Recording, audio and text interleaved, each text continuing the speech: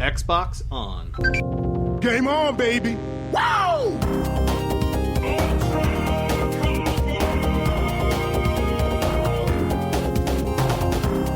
Don't make a girl a promise you can't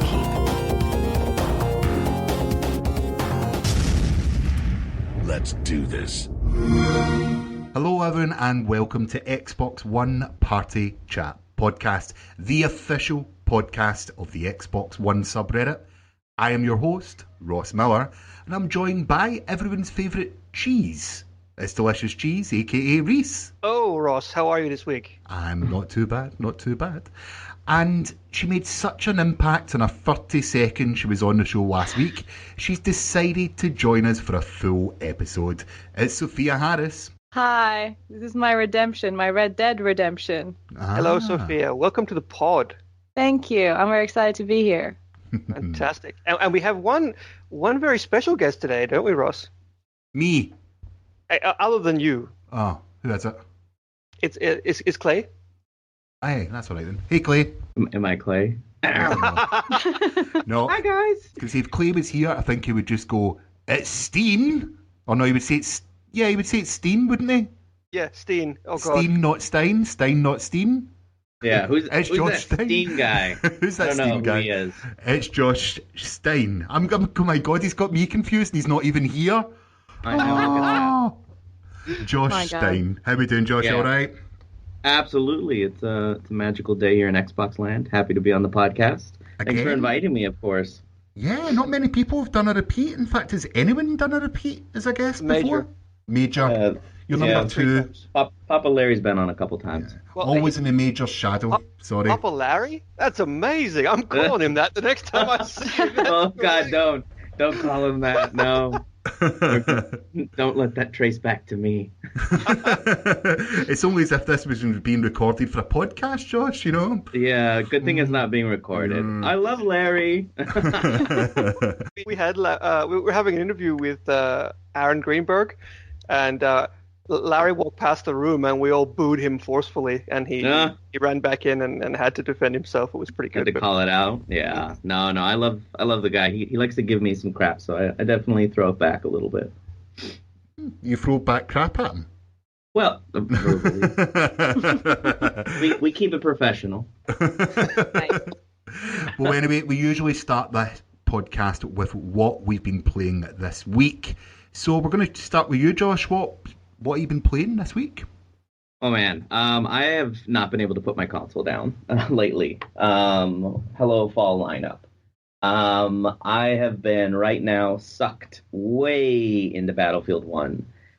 Conquest and multiplayer has just really got its fangs deep in me, and I've been playing it, I think, every single night since it launched. Nice. And then Titanfall just came out, and so I'm slowly creeping through the campaign, which I'm finding pretty fun. Really enjoying it. I know we all thought it when the first one came out. Hey, what would this be like with a campaign?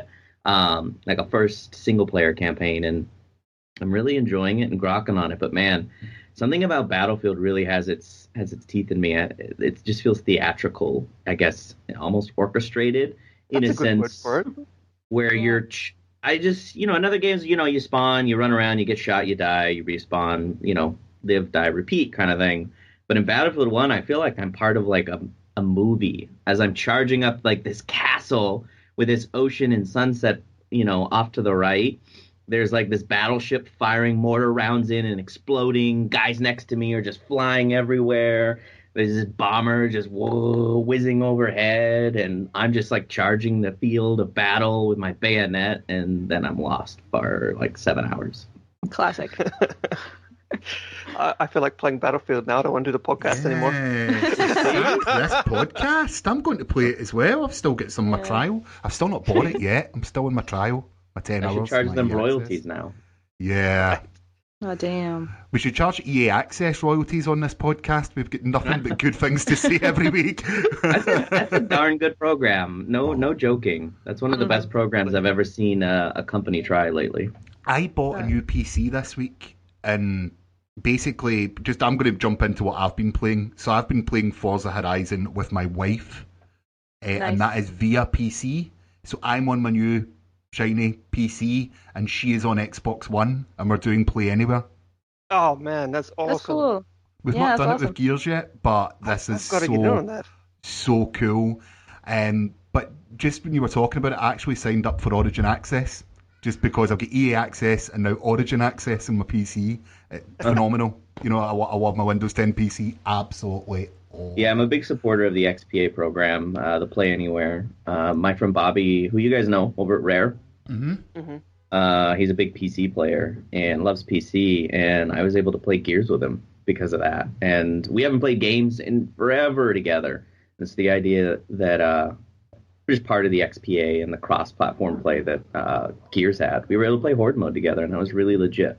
Josh, we've got to play some Horde. Yeah, I'm always down. Rhys, what have you been playing? Me, I have been playing Gears of War, and that's it. I have been super busy, and I've just sort of been chipping away at the campaign, trying my best to get through it. We are up to we just got past the elevator from hell section. Yeah. And that had me nearly putting my controller through the TV. What difficulty are you playing it on? I swear to Odin, hardcore. Okay. damn. All right. The only difficulty. And, My and, God. yeah, There's one above it. yeah, I know. But I was just, you get right to the end, and then it all falls apart, and then it's like, oh, checkpoints? What are they? Nope. Ah! But yeah, we managed to get through it. It just took some time. Have you forgotten about the DBs yet? Have you moved on from the DBs? Yes, I have moved on. And are you starting to enjoy it? I know you were struggling I was a bit at enjoying the beginning. campaign. I just did not like fighting the DBs for 2 solid hours in the beginning because I was like, I miss Gears. Where's my Gears? Where's the blood and the chainsaw and the violence and the meatiness of Gears? It felt wrong, but it definitely came back home after the interlude. In fact, in a way, the wait made it a little bit more satisfying because I was like, give me what I need. Yeah, it definitely felt like they were setting the stage when I was playing through that. Yeah. And you could tell they were ramping up, and I was like, this isn't quite familiar, but it's semi-familiar. And then boom, in pops a swarm, and you're like, holy crap, I'm back home again. This is awesome. Sophia, what about yourself? What have you been playing this week?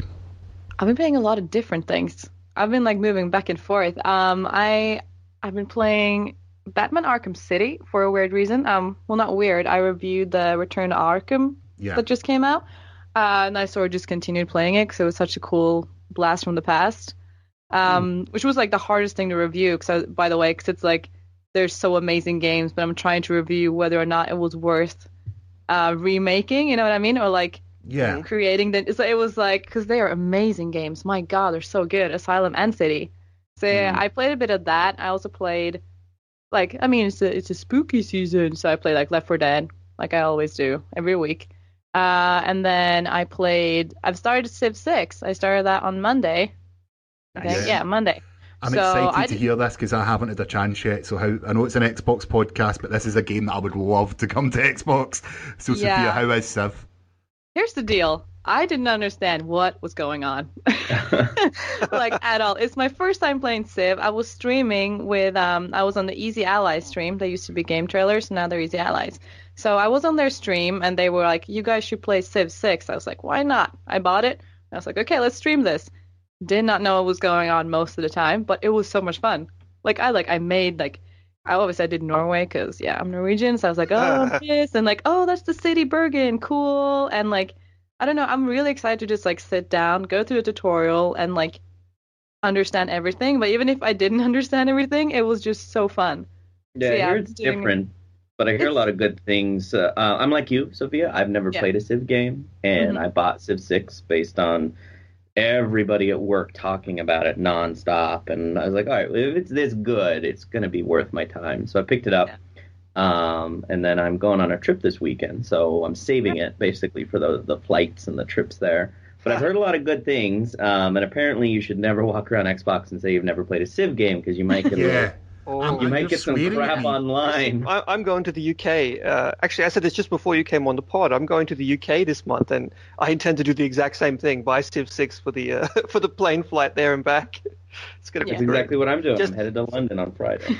Oh, really? Let me give you guys a pro tip, okay?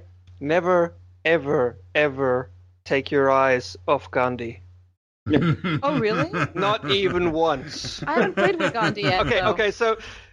Okay, It's a sneaky one. It's a huge in-joke based on... It's not really a spoiler because it's like, 20-year-old joke almost, but the in-joke is every Civ has their own aggression rating, basically. I think it was from 1 to 10. We'll say it was from 1 to 10.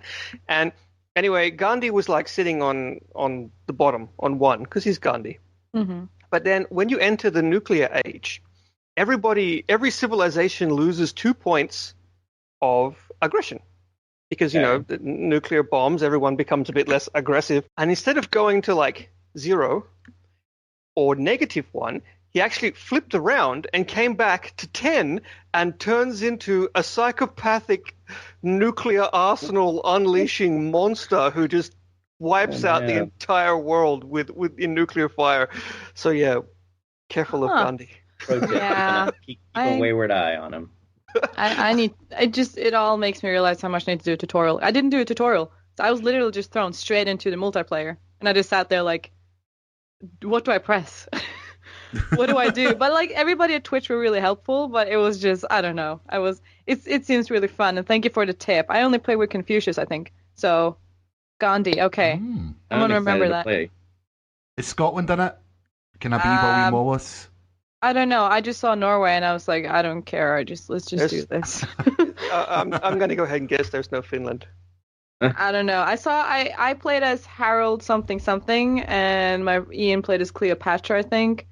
No, the problem with Civ is it's historically accurate. So when you pick Sweden, that's where the Finland is, because Finland was just part of Sweden. Too bad. My national pride. It's like you look at the map and it's like Sweden, and I was like, yeah, my country's in there somewhere. Anyway, guys, let's find out what has been happening in the subreddit this week. You're listening to Xbox One Party Chat podcast. This week in the subreddit. So, first of all, Reddit user Mobin_Amanzi posted this story coming out of the conference last week that gamer-created tournaments in Arena are coming to Xbox Live next year, as well as Beam. Guys, you excited for this? Very. Yes. What's Beam? So, Sophia, you've just talked about streaming. I'm beaming with anticipation. All right. Oh. No. I think it was. I'm just kidding. Of course, I know what Beam is. I was actually playing with it this morning. So even myself, I put up a little stream setup in my office actually to do lunchtime with Beam streams. I got to work on the name, but for anyone who doesn't know, Josh does a lot of streaming, and he's pretty good. So you should follow him. What's the name of your Twitter account? Twitch account and Beam account. Beam is just Steineken, like Twitter, but some little punk took it on Twitch, so I'm just Xbox Steineken on Twitch. Yeah, it's like the one platform I don't have Steineken on, but that's okay. Curse you, Twitch Steineken. I will get over it. Josh is Twitch Steineken. I mean, there was a comma in there, okay? Yeah. There was a comma. But I've been playing with Beam a lot because I wanted to get more familiar with the platform. And holy cow, I'm really impressed with the ease of use. The biggest thing though for me that I've loved about it personally is it changes. So I've done a lot of Twitch streaming for work. I think actually this month's my 2-year anniversary of like my first stream I ever did. Nice. So off and on, I've been doing it for work for about 2 years and pretty used to it on the other platforms. And what I like about this one is I felt like on previous platforms I was putting on a show and then the audience was reacting to that with that 30-second delay.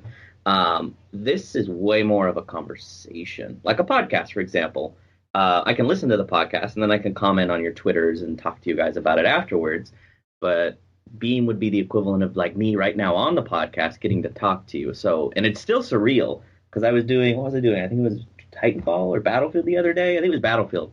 It was like Monday or Friday I was streaming it, and same thing, like something would happen and I would react, and then my chat reacted instantaneously, and that just kind of blew my mind, like, wait a minute, holy crap, fourth wall breakdown here. You guys are like sitting next to me on my couch almost playing, and I'm pretty excited about that. I'm excited how we can expand on that as well. Yeah. For me, there's only one thing that this is just going to make my life a lot easier for. Probably the only game that I ever stream is Jackbox Party Pack. Oh, And yeah. the no delay on Jackbox is... Yeah. It's awesome. It blows your mind, as you said, just to have people actually been able to see what's on screen and not have that 30-second delay. Yeah. And it's the perfect streaming game for me, of course. So it's designed to be streamed. Yeah. So I can't believe that it's actually I can't believe the technology's here right now to almost have instantaneous streaming. Yeah, it's from crazy. me to you. I know. Yeah, I wasn't even Yeah. using FTL, and it was that fast. Because like Wow. they have the FTL setup where it's like, was it like 0.3 or 0.5 or it's something insane, like 0.05 delay or 0.8 or something like that. But I wasn't even using FTL, and it was still so dadgum fast. It was pretty impressive. Sophia, you do a lot of streaming. What's your thoughts about Beam having the almost zero delay? I think it's great, and I think it's great that we now have a lot more options as of where we want to stream. So it'll be Beam, it'll be Twitch, it'll be YouTube. Like, you'll find the one that fits you. Like, I feel like, there are I know people who like YouTube better than Twitch and the other way around. Like, it all depends on what you want to stream, how you want to stream. And also, I mean, the delay is great. Like, saying goodbye on Twitch is really awkward. Because you're like, goodbye, and then you want to see people say goodbye. So then you just sit there and you're like... Smile, and smile, and smile. Monday was my first stream ever on my account. So I wanted to do, like, once the Easy Allies ended, I was just still there, just sort of like saying, thank you guys for watching. I was like, okay, bye. I want you guys to say goodbye to me. So I just sat there and said goodbye twice. So, I mean, and yeah, it would be nice to have those instantaneous replies. Because that's what I love that's what I really enjoyed about streaming, was the connection I had with the people who watched me and getting to talk with them. And like, as someone who enjoys single player games, it's great to sort of have someone sort of there in the room, you know what I mean? It's That's what I great. was rocking on. It just becomes a conversation, like your friends are there with you versus a performance. And like you said, I think it's the most important thing, at least when I talk to like my fellow community managers or people here, is it's all about choices. Like, not pigeonholing people into one option or another option, but I'm always a big fan of giving everyone choices and then letting the community pick what they like. This subsect will really like this whole demographic will really grok on this platform, and being able to then spread that out among the community. I like that idea way more than here's one choice, go. Yeah, I think it's not a choice, is it? It's just what it is. Rhys, like, I know you'll stream audio only because, your face. Oh! But, yeah, well. Sorry, I'm in a harsh mood. What can I say? Oh, God. But, you're going to get benefit of... Do you do much streaming, or...? Me? No. Yeah. But I was just trying to say that I really like the way that Beam also sort of gamifies your experience as a watcher. Because when you watch Twitch, it's fairly passive. You watch the stream, and you type Kappa into the chat every now and again, but it's still fairly passive. But Beam actually has like all these cool things that you can do and all these things that happen while you're actually watching. So it makes watching far more engaging. And also, I wanted to comment on what you guys were just saying before about how it's so nice to sort of have somebody basically watching the game or playing the game with you. And I was going to say it feels like the natural evolution of Let's Plays. Because a Let's Play was like, somebody playing a game so others could watch, and then they would, maybe make a comment and he might mention it in the next episode. But now it's all happening like on sort of a one-to-one level. Yeah. Yeah, I always looked at it as the next evolution of couch co-op. I know you two, in some games you are co-oping, but I mean, if you're in an audience of like 100, obviously you're not co-oping with all of them, but that's why I always looked at it as like, it's the 2016 / the future version of co-op. It's having that audience, friends, and just fellow streamers right there next to you virtually. Yeah, and I also think streaming is sort of the new way for up and coming, gameplay content creators to get an audience, because getting an audience just through YouTube now, like, the pre-recorded, edited videos is so tough because it's such a huge market now. And I think new platforms allow better what would you call it, like a better splash for content artists. That's a good word like for you said, YouTube's been around for a long time. It's no secret. Like I love YouTube, obviously. I go to it constantly for my own, like for what specifics I want to watch or streams, but it's a big, huge community. With new and upcoming communities, like Beam already has a really strong community. I've actually been secretly lurking in people's streams and seeing what people are showing and how they're interacting with their chat and their audience. But I like the idea that it's something new, so that way people with individuality, it might give them a better chance. Because I've worked with a lot of content creators, luckily, over the past 9 months, and anything we can do or a platform can do to help give them a bigger megaphone, quote unquote, I'm doing air quotes, you can see, right? Yeah, of course. Is something that I think is pretty darn cool. Yeah. And Josh, just out of interest, how many hours did you stream Quantum Break for in total? How many what? How many hours did you stream Quantum Break for? On my Friday streams with Stein, I think I did 12 episodes. I tried to really draw it out because I didn't want it to end. It felt longer, to be honest. So it was. Sorry, I told you I'm harsh tonight. Yeah, I'm you're really savage harsh today. Extra Ross Savage Miller here today. Yeah, you're unbeamleavable. Oh.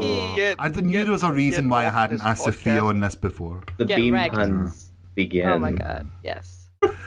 Now, one of the other parts of that is gamer-created tournaments in Arena are coming to Xbox Live next year as well. Of course, we have some of that in preview with Killer Instinct. Mm-hmm. I'm not going to go into too much detail, but all I can say is I'm going to take on the world, 3-on-3, Snow Day, Rocket League, and no one's going to beat me. Simple as. Okay, I know some ringers. I'll send them your way for challenge. Oh, girl.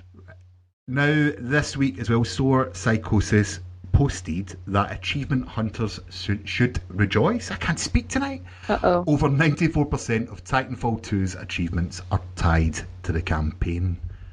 Guys, I don't know about you, but I'm quite happy with that. For someone that probably not, although the multiplayer is meant to be fantastic, I really can't wait to get into the single-player campaign. So to know that the majority of the achievements are there, I'm really quite glad. What about you? I think it's pretty cool, actually. As someone who dabbles, so I enjoy multiplayer, but there is no game like I like rock at. Multiplayer for me is just enjoyment. It's nothing competitive, but I know there's sometimes achievements locked to those, like being able to pull off, like, I don't know, I'm just making stuff up, but like 10 headshots from 250 meters away, knowing that I am complete trash with sniper classes. That I'll never get that. I kind of like the idea, actually. I didn't even know that, actually, until you just said that. So that's pretty cool that you can go back, and then I imagine there might even be some replayability in there too. Mm-hmm. Sure. Like, do you go for achievements? Sophia is unlocking a digital trophy. What you go for? If I go for achievements? Yeah. No, I mean, I'm the same. Like, I'm one of those people who love games more than I love a lot of things in life, but I'm terrible at most games.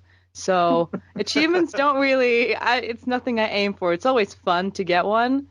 And yeah, I mean, I only mostly do single player campaigns regardless of what it is. So that's cool. But yeah, I'm not a achievement hunter in that sense, I guess. Depends on the game for me. Yeah, it does. I'm kind of the same way, but then there's games like Inside. Like I'll play Inside and be like, oh crap, I gotta get all these achievements. Because A, the game is so freaking good. I want an excuse to play it again. Yeah. And two, sometimes I'm close, like I'm at 600 or 700 away out of 1,000, and then I look at them and I'm like, oh, well, I kind of just got to replay it one more time or two more times and just get all the collectibles.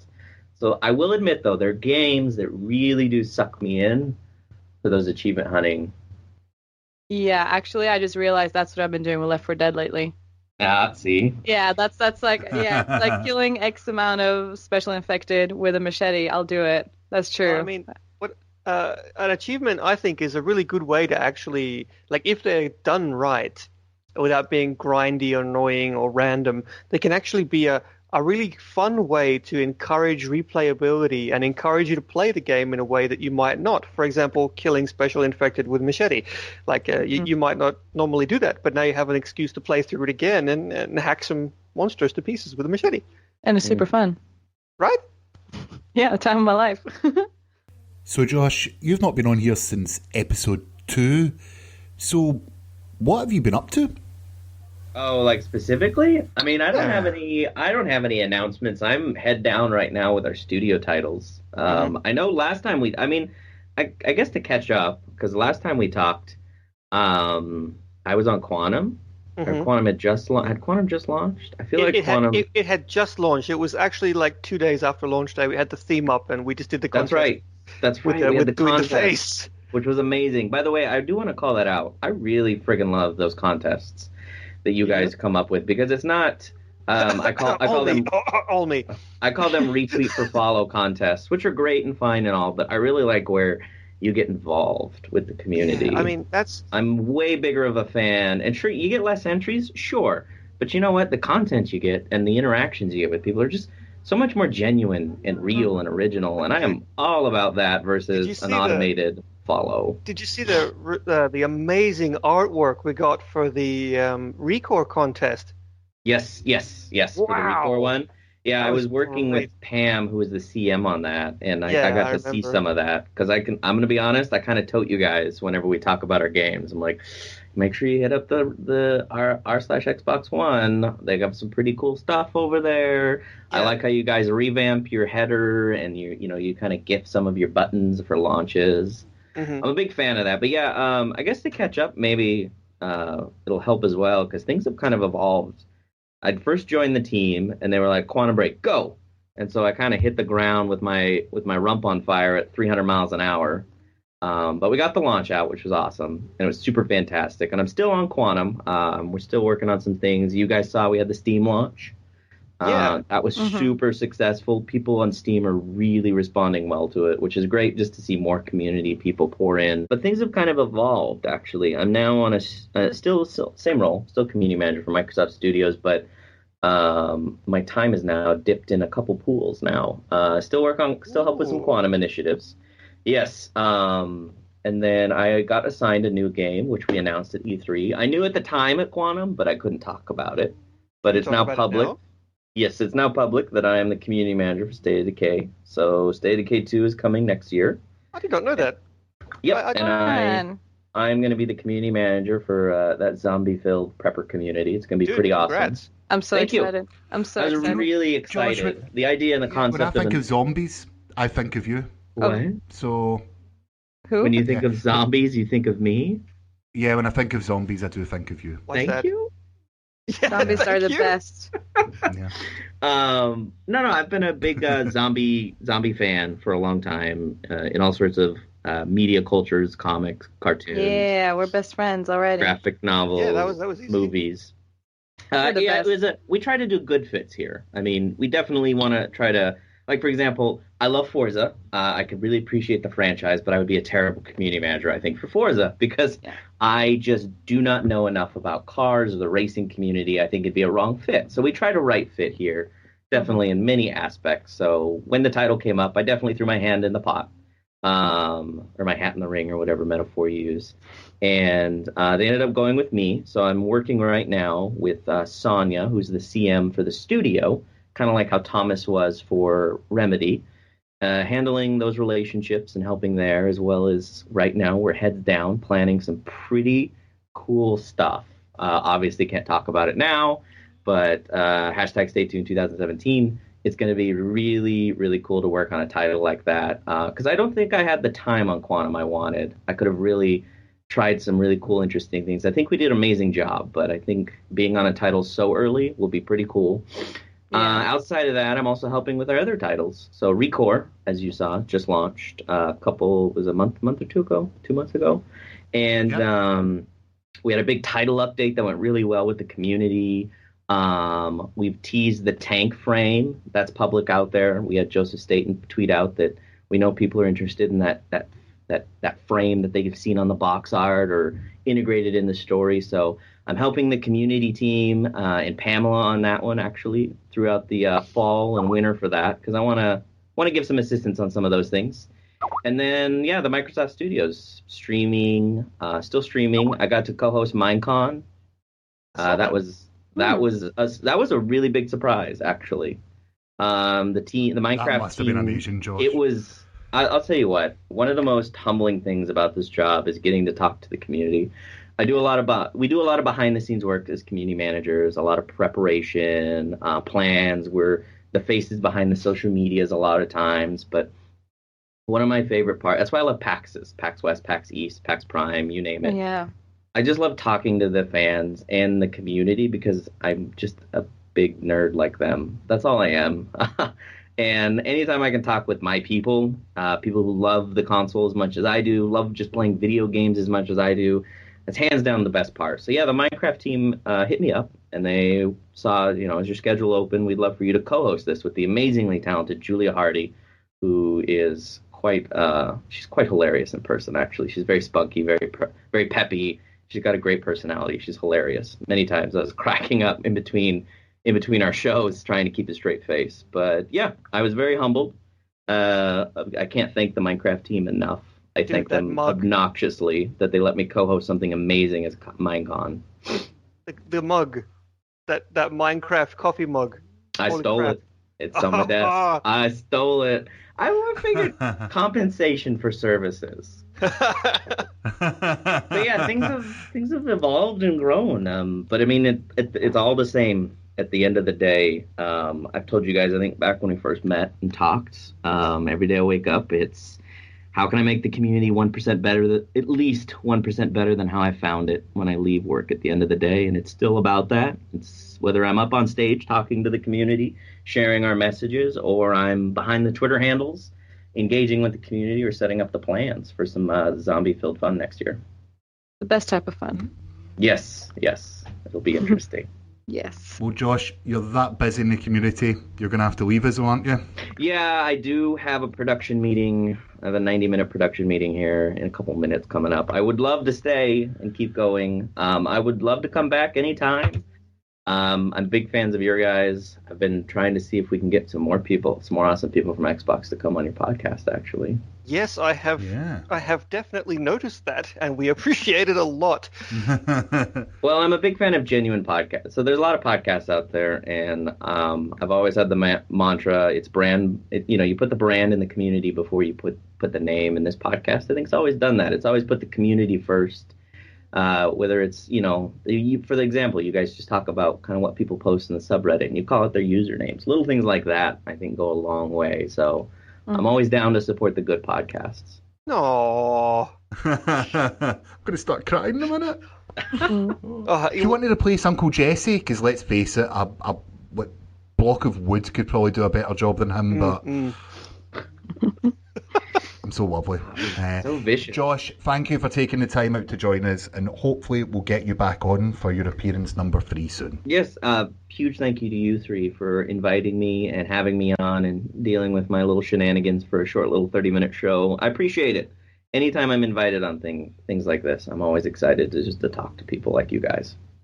Fantastic. Cheers. So Josh may have left, but the news from the subreddit continues. And Rhys, have you got the next story ready for us? I do, actually.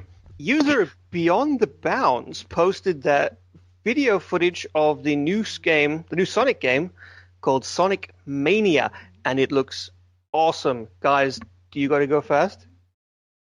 Oh, I'm just waiting for a Sofia pun in a minute, but just to say... I got one. I may or may not have played this. What? You already went fast?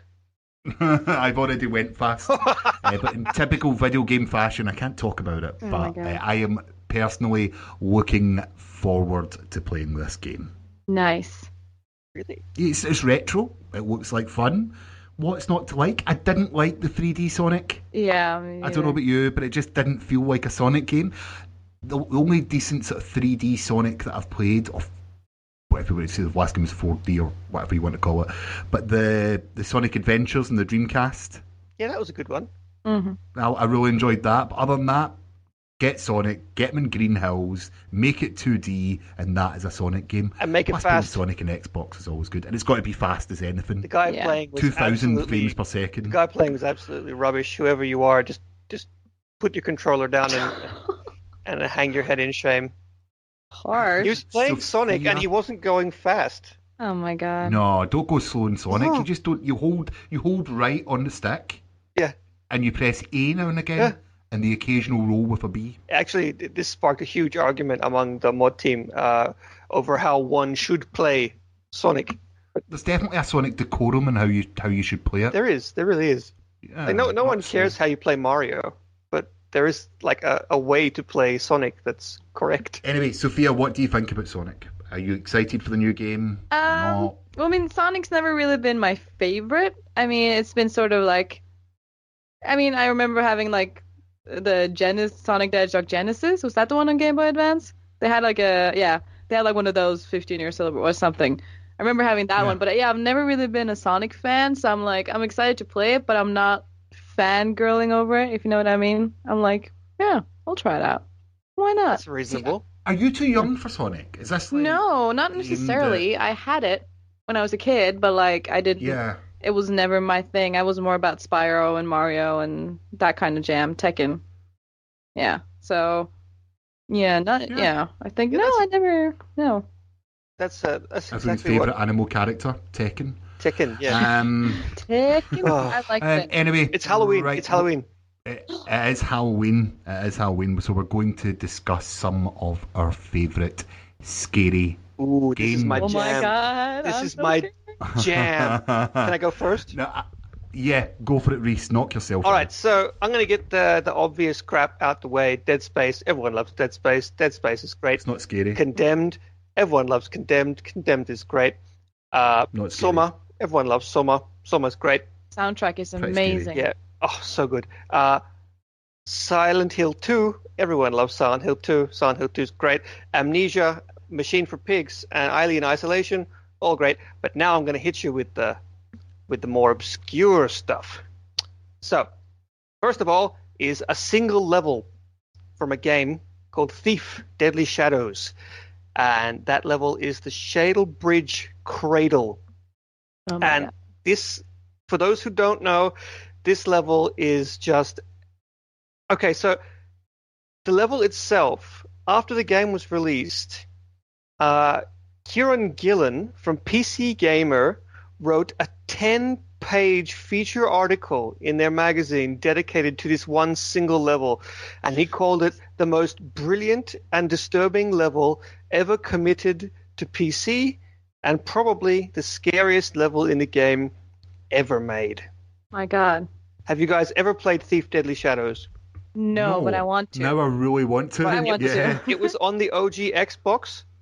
Even if you just watch a playthrough of the Shellbridge Cradle, it is awesome. It still holds up today.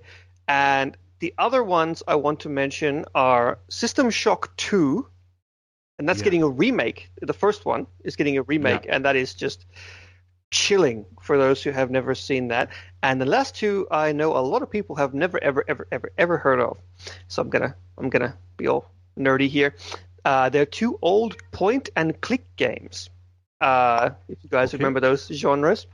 The first one is called Dark Seed, and it was famous not just because it was absolutely messed up, but all the artwork was done by H.R. Geiger, who designed the Alien from the Alien series, and it's about basically this guy has like some sort of it's about aliens and things implanted in your brain and chest bursters coming out of your face, and everything gets all it's incredible. You can watch a long play of the game. I think the game takes only like an hour or so to play through from start to finish if you do it correctly. So there's long plays of it on YouTube. Go and watch Dark Seed. It still looks pretty good, and it was way too much for sixth grade cheese. I couldn't handle that stuff.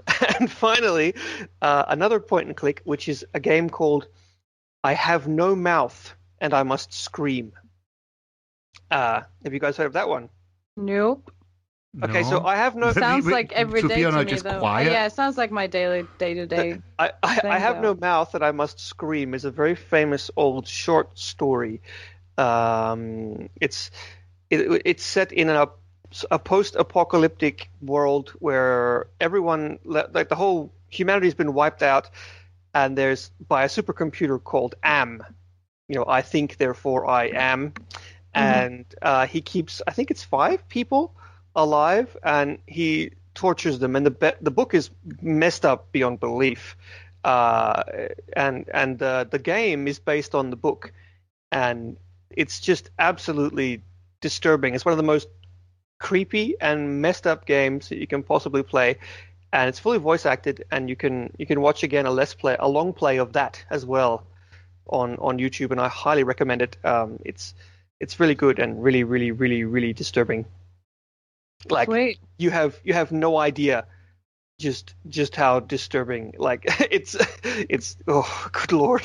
Watch it though. Play it if you can. I think it's on GOG.com. But yeah. What about you guys? Whew, I had to get that out. Well, here's the deal. Like, I have a love-hate relationship with horror games. Like, I love the horror genre. I love horror movies, but games, sometimes they become too real. I'm going to be honest. Sometimes I'm like, girl, I need to quit. PT obviously stands out. It's just, yes. It just ruined. I actually played that on January 1st of this year. I woke up after New Year's Eve, kind of hungover. First thing I did in the new year, I was like, I'm going to play PT. Turn on the TV. Why? I didn't know. I don't know. I woke up and I was so tired. I went into the living room. People were just lying there sleeping. And I was like, should we just play PT? And they were like, yeah, sure. Put it on. I didn't know that somebody had already played parts of it. So we jumped straight into the middle of it. 3 seconds in, and that woman jumps out. And my heart just, oh my God. That's how I started a new year. However, I think it is such a groundbreaking trailer for, I mean, it's equal amounts in awe and also really sad. The fact that it won't happen is so disappointing. Like, I don't know if I'd played Layers of Fear. No, but I've seen it be played. So I haven't taken part in it, but I've seen it. But that wasn't really I don't know. Well, I mean, Layers of Fear is a bit like PT stretched out into a game. I just didn't feel like it was as scary. I don't know. I didn't get the same. I thought it was. I don't know. I didn't feel as afraid as I did with PT. I think that the thing that made PT, it was sort of new. Yeah. I'd never felt like that before, and it looked so pretty, and I had no idea what was going on. I don't know what the game is. I don't know what the game is called. It's just nothing. It's just you see the forest, and you're like, okay, so I'm playing a game in the forest, and it's a house, and it's like you don't understand what's going on. You never know what's gonna happen, and that freaked me out. That being said, also another game that I really think is scary is Outlast. That also was just horrifying to me. I never got through it because it was too much. It was beautiful. It was a great horror game. Did everything right, but like too many jump scares, in my opinion. Like, my favorite. I mean, people who know me know that zombies, they mean a lot to me in my life. So like, honestly, I'm going to a Halloween party on Friday, and I'm tempted to go as Undead Marson from Red Dead. Zombies are the best. They are the best. They're better than some human beings. So that's my type of favorite horror game. That's why I love Left 4 Dead 1 and 2. They are my favorite games probably. I love Dying Light. I love Dead Rising 2. Like, they're all amazing games. So yeah, I think that's sort of the more horror scary games, even though they're not really scary. Although Dying Light is scary. When it turns into nighttime, you're kind of freaked out. I would say. That's a scary game. And I think it also balanced the good of during the day, you're like, okay, there's zombies. It's kind of scary, but I can manage. And then night comes, you're like, oh, girl, I gotta run. Oh, damn, this is not going well. Your heart starts pumping. First time you look behind you, that button that allows you to look behind you for the zombies running at you. I never use it. I'm like, I'm just gonna run. I don't want to look. I don't want to. And yeah, like, I love Dead Rising 2, especially just because it was so, like, I randomly picked it up on a personal note. Like, I didn't know really what it was. I was like, yeah, zombies. And I just laughed because it was so fun. It was just so fun. And it's classic slow zombies. I miss those. So many zombie games are about the running ones. And I get it because they create more tension. But like, I also feel it's great when games have slow zombies because that's what zombies probably would be. So you're excited for Dead Rising 4 then? Have you seen the promo stuff? Yes, I'm super excited. I had a guy walking around in Gamescom dressed as Frank West. Oh my god. And all his press badge said was Frank West. Oh my god, it's so good. That's pretty good. That is pretty No, good. I think scary games are great, but I gotta say I do think a lot of scary games, like I have a love-hate relationship with Five Nights at Freddy's. I think it's a fun game. It did freak me out when I played it a little bit, but I got over it pretty quickly. But I think I think that was sort of made for gameplay and streaming, and it's fun. And I also have no idea what kind of age limit is supposed to be because it freaked me out. Like, what's the? And I see like 9-year-old kids walking around with Five Nights at Freddy's t-shirts, and I'm always like, I don't know what this is. Are they not scared? Am I like a wimp? But yeah, I actually have to say, I know a lot of people say, oh, it's such a crappy game. Everybody plays it. It was pretty fun. I'm not gonna know. It was a pretty fun game. Just yeah. But I'm not gonna buy the merch. You know what I mean? For me, Outlast definitely. Has anyone had a chance to play the demo of Outlast 2? Yeah. I'm too afraid. I'm not gonna. There's some creepy eyes just looking at you. There's some decent jump scares in the first few moments of that, to be honest with you. It's quite good. But for me, they've both been mentioned earlier on, but Alien Isolation, one of the most tense games I've ever played. Although it does get easier the more you get killed by the alien. Yeah. You know, there's more expectation of it, but just the first time that I was getting killed by the alien, I was literally sweating. It wasn't VR, but second one is Layers of Fear. Wasn't as keen on the DLC, but the actual initial game. I haven't played the DLC yet. Is it good? Stunning. It's all right. It's all right, but the core game for me had just the right amount of jump scares, just the right amount of tension being built before those jump scares, and also some really mind-bending moments. I think that I like the atmosphere more. Same with Soma, actually. I like the atmosphere in Soma and Layers of Fear way more than I thought that I liked the, quote-unquote scares. Yeah, but, that's the two, from at least this generation, that really, really sort of freaked me out. But I do have one downloaded. Is it Emily is Awake? I know the one. It just came to Xbox last week, or a couple of weeks ago, so I've got that to try. So you never know, next week I might come back with a new favourite scary. You should try Hide and Shriek. All about scaring each other. It's fun. Can I be honest, though? I actually don't think that Outlast is scary. Get out. I think that the guys who made Outlast completely misunderstood horror on a very fundamental level. Like, why? Outlast is not frightening. Outlast is stressful.